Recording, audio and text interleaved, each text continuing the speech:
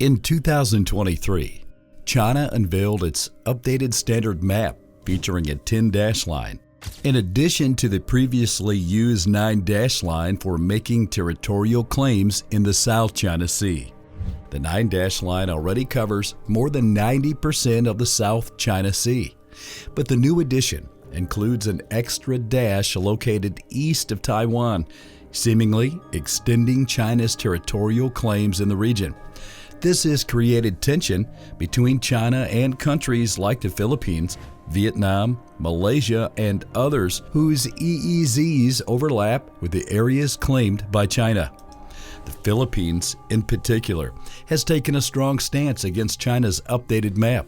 The Philippine Department of Foreign Affairs issued a statement rejecting the 2023 version of China's map, citing its inclusion of the 10-dash line as having no basis under international law, particularly the United Nations Convention on the Law of the Sea. So, what steps are the Philippines taking against China's new claims? In response to China's 10-dash line on its new national map, claiming most of the South China Sea as its territory, the Philippines is taking concrete steps to assert its maritime rights. The country's National Security Council is in the process of releasing an updated Philippine map that emphasizes the nation's maritime entitlements. This new standard map aims to counter China's 10-dash line claim by aligning with the 2016 arbitral ruling and the United Nations Convention on the Law of the Sea. According to the Armed Forces of the Philippines, this map is essential for defining the extent of Philippine territory open for safe navigation and implementing environmental protection programs. The updated map will include several key features that assert the nation's maritime claims. Firstly, it will incorporate the Calayan Island Group and Scarborough Shoal, which are part of the disputed territories in the South China Sea. Additionally, the map will feature the Macclesfield Bank in the Benham Rise region, further solidifying the Philippines' claims in the area. Notably, the map will also include Sabah, a territory currently controlled by Malaysia but claimed by the Philippines. However, the Philippines has stated that it is not actively pursuing its claim over Sabah against its ASEAN neighbor at the moment. One significant change in the new map is the remaining of the waters west of the Philippine archipelago. This area, previously known as the South China Sea within the Philippines' 200 nautical mile exclusive economic zone, will now be referred to as the West Philippine Sea. However, beyond the 200 nautical mile zone, the waters will still officially be known as the South China Sea. This updated map marks a historic moment for the Philippines, as it will be the first time the government releases a comprehensive map showcasing the country's maritime entitlements since the 2016 arbitral ruling. The United Nations Commission on the Limits of the Continental Shelf had previously approved the Philippines' application to extend its continental shelf limit beyond 200 nautical miles from the base shorelines east of Luzon Island, an area known as the Benham Rise or the Philippine Rise.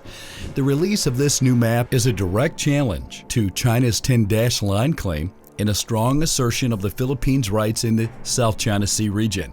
It is expected to undergo a multi-layered approval process to ensure its accuracy and compliance with international laws and conventions before being officially unveiled.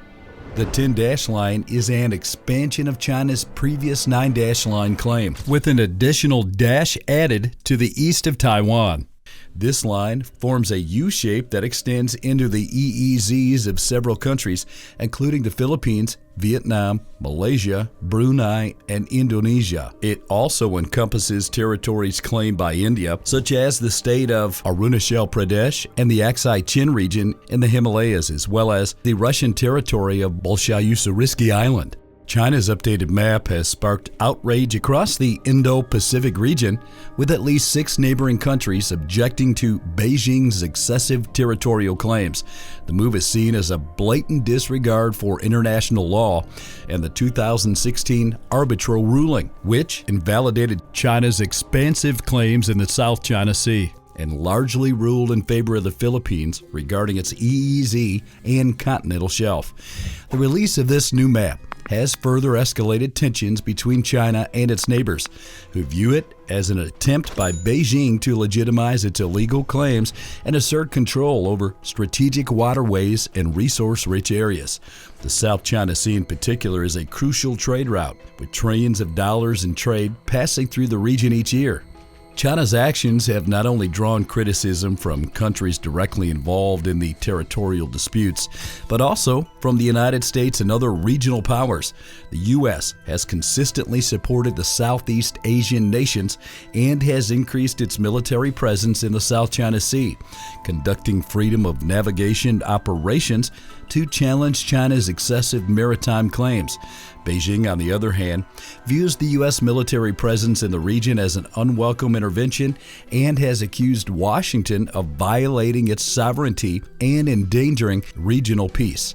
The disputes over the South China Sea have become a flashpoint in the broader U.S.-China strategic rivalry, with both sides vying for influence and control in the Indo-Pacific.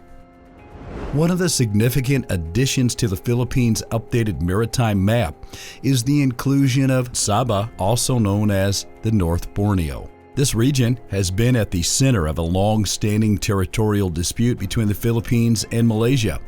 The territorial claim over Sabah dates back to the 15th century when the area was part of the Sultanate of Brunei. In 1658, the Sultan of Brunei ceded the northern and eastern parts of Borneo, including Sabah, to the Sultanate of Sulu as compensation for assisting in resolving the Brunei Civil War. In 1878, the Sultanate of Sulu signed an agreement with a British company granting them the right to establish a trading post in the region.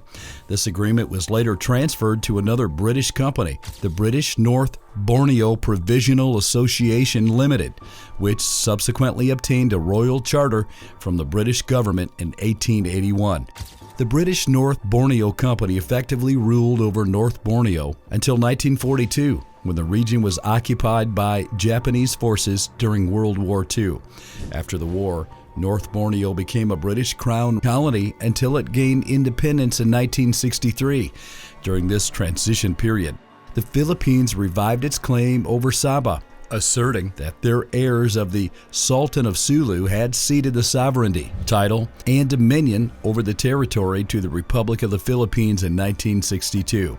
The Philippines maintains the position that the sovereignty of the Sultanate over Sabah was never abolished and that the territory was merely leased to the British North Borneo Company. However, Malaysia considers this dispute a non-issue, interpreting the 1878 agreement as a cession of the territory. Malaysia also argues that the residents of Sabah exercised their right to self-determination when they joined the Malaysian Federation in 1963. The inclusion of Sabah in the Philippines' updated map is a symbolic assertion of its long-standing territorial claim, although the country has stated that it is not actively pursuing this claim against its ASEAN neighbor at this time. The dispute over Sabah remains a complex and sensitive issue, with both sides presenting historical and legal arguments to support their respective positions. While the territorial dispute continues to simmer in the background, the focus of the Philippines' updated map is primarily on countering China's expansion claims in the South China Sea and asserting its maritime rights under international law. While the release of the updated Philippine Maritime Map is a significant development in asserting the country's territorial claims, recent events in the West Philippine Sea have further heightened tensions in the region. One particularly concerning incident involves allegations of massive coral harvesting and destruction by Chinese vessels around the Haudanjo Reef and other features in the South Philippine Sea. This has drawn condemnation from the Philippines and its allies, including the United States. The U.S. State Department has expressed alarm over reports of severe coral destruction around the Rosso Reef and Escoda Shoal near Palawan, which the Armed Forces of the Philippines Western Command has documented. The damage to these ecosystems not only harms the environment, but also negatively impacts the livelihoods of local communities that depend on these marine resources. The Philippine Department of Foreign Affairs (DFA) has released a statement expressing grave concern about the coral destruction, without directly naming China as the perpetrator. However, the DFA emphasized that the Philippines has consistently voiced alarm about environmentally damaging activities carried out by foreign forces in the region, a matter that was extensively addressed in the 2016 arbitral ruling on the South China Sea. The allegations of coral harvesting and destruction add another layer of complexity to the ongoing disputes in the West Philippine Sea. Not only are territorial claims and maritime boundaries at stake, but also the preservation of fragile ecosystems and the sustainable use of natural resources. If you enjoyed this video, make sure you hit that like button and subscribe to this channel for more amazing videos.